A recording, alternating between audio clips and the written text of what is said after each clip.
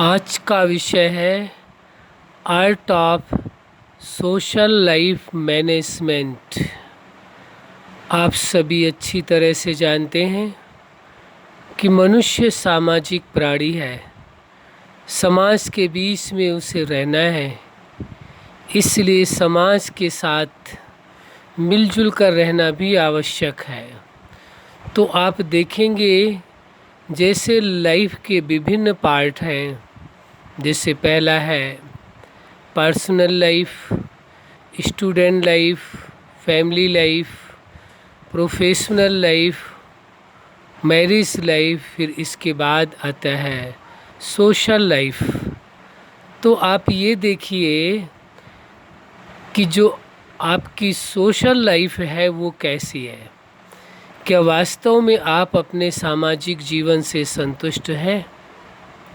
समाज के बीच में रह करके लोग आपको अपना मानते हैं, लोगों के साथ आपका व्यवहार बहुत अच्छा है, समाज में आपकी जो प्रतिष्ठा है वो बहुत अच्छी है।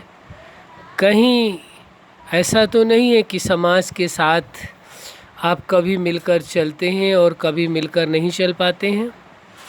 तो इस सत्यता को समझना आवश्यक होगा कि आपको समाज के साथ भी मिलकर के चलना होगा। वैसे तो आप चल रहे हैं, इसमें कोई शक नहीं है, लेकिन फिर भी आज का जो विषय है art of social life management, इसलिए इस विषय में चर्चा करना आवश्यक है कि आपका सामाजिक जीवन कैसा है।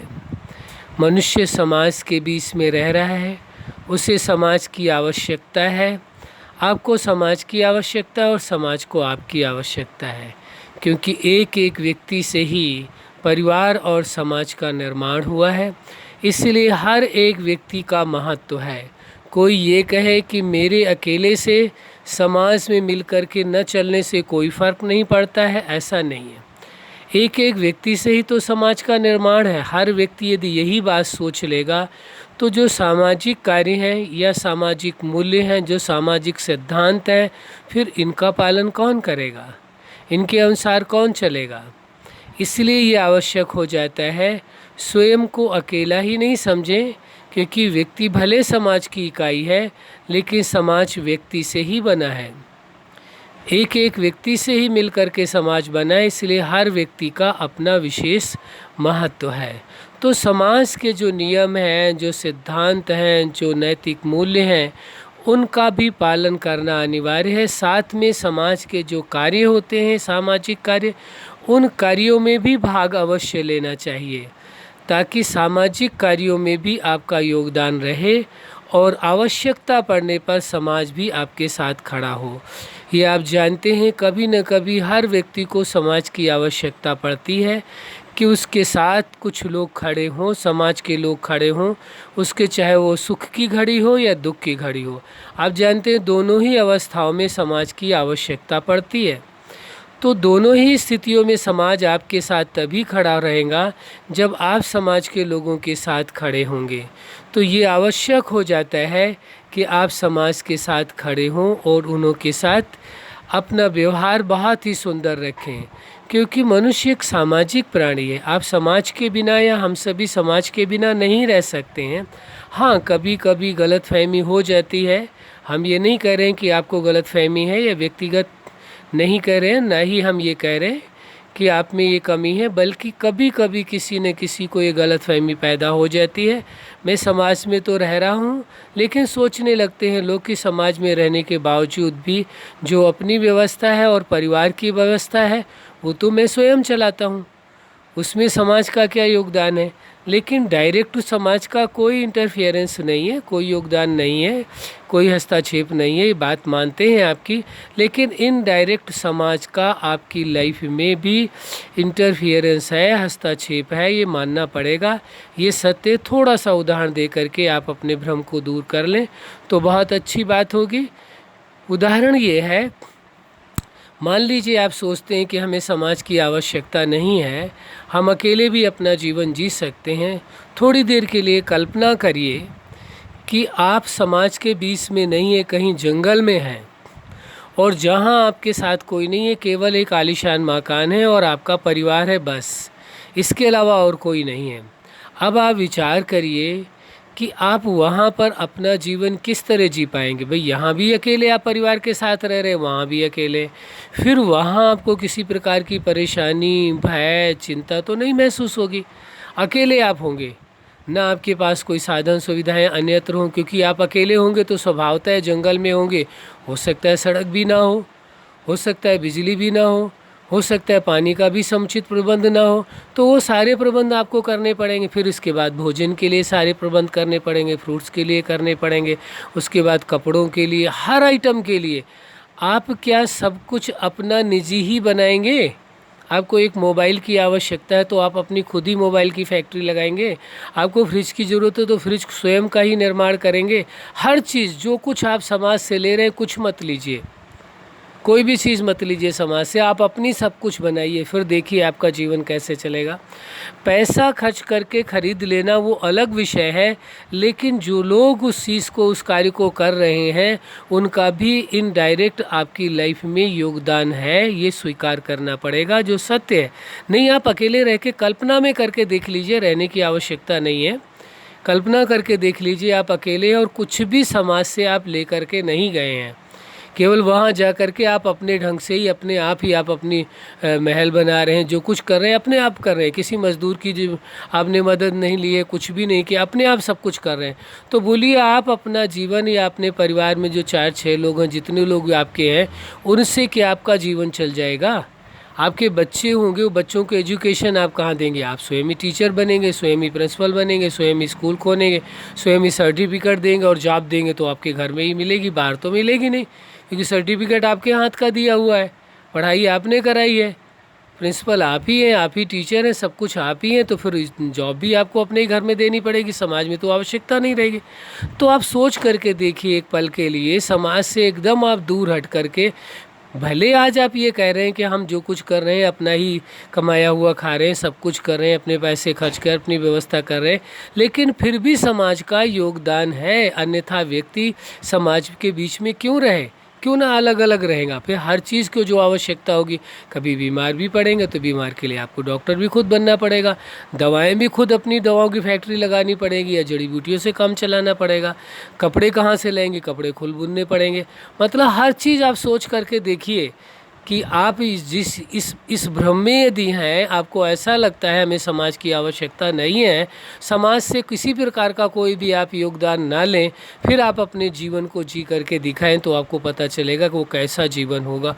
हो सकता है जो आज का जीवन है उससे सुखद भी हो सकता है, हम ये नहीं कहते ऐसा कि आपके साथ गलत ही होगा, अच्छा भी हो सकता है, लेकिन आप कल्पना करके देखिए क्या संभव है, पूरा परिवार आपका आपके साथ रह करके कैसे जीवन जी पाएगा। भले किसी से कोई वास्ता नहीं होता है, उसके बावजूद भी समाज का सपोर्ट है, हर व्यक्ति एक दूसरे के साथ जुड़ा हुआ है, तभी ये जीवन चल रहा है।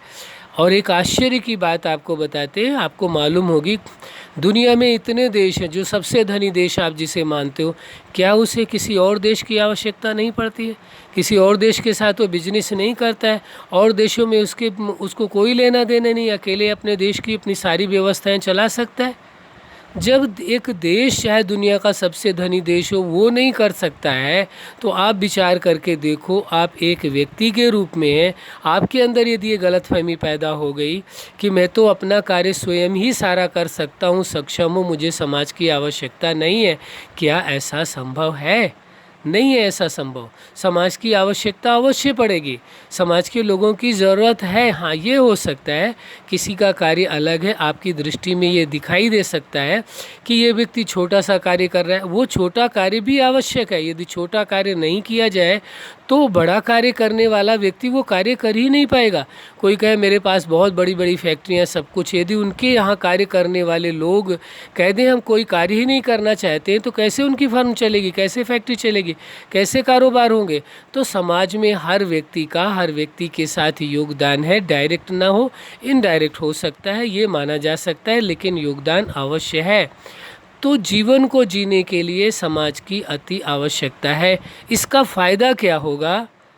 इस बात को समझने से कि अकेले जीवन नहीं जिया जा सकता है, सभी का एक दूसरे के प्रति योगदान है। इससे फ़ायदा क्या होगा? जो आपके मन में कभी लोगों के प्रति ऐसा भाव हो, मान लीजिए आप बहुत पैसे वाले व्यक्ति हैं, तो आपके मन में ये भाव हो सकता है तो ये गरीब हैं, ये तो कुछ भी नहीं है, ये तो साधारण व्यक्ति हैं। तो इससे आपके मन का भ्रम टूट जाएगा, ये साधारण नहीं है। जो साधारण है उनका भी आपकी लाइफ में योगदान है, और जो विशेष समझते हो, जिन्हें पैसे वाले समझते हो या किसी तरह से भी विशेष समझते हो, उनका भी आपके जीवन में योगदान है। बिना सभी के, समाज के सभी लोगों के बिना जीवन जीना मुश्किल कार्य है, इसलिए सबका योगदान है। तो आपके मन से एक गलतफहमी दूर हो जाएगी, तो सबके प्रति आपके मन में एक रिस्पेक्ट होगा, एक रिगार्ड आपके मन में होगा। ये होगा कि नहीं जी, ये सभी लोग जो हैं जीवन चलाने के लिए इन सबकी आवश्यकता है, इसलिए सभी विशेष है, सभी मायने रखते हैं। ये कोई साधारण नहीं, एक व्यक्ति जिसे आप साधारण समझते हो, छोटा सा कार्य कर रहा है, साधारण कार्य कर रहा है, लेकिन उससे उसका यदि परिवार चल रहा है, परिवार का भरण पोषण हो रहा है, उनकी देख रेख व्यवस्थाएँ हो रही, भोजन की व्यवस्था हो रही, सारी व्यवस्था हो रही, तो उसके लिए वो छोटा कैसे हो सकता है? कोई भी कार्य छोटा या बड़ा नहीं होता है। जिस कार्य से धनोपार्जन होता है उसके जीवन की व्यवस्थाएं चलती हैं।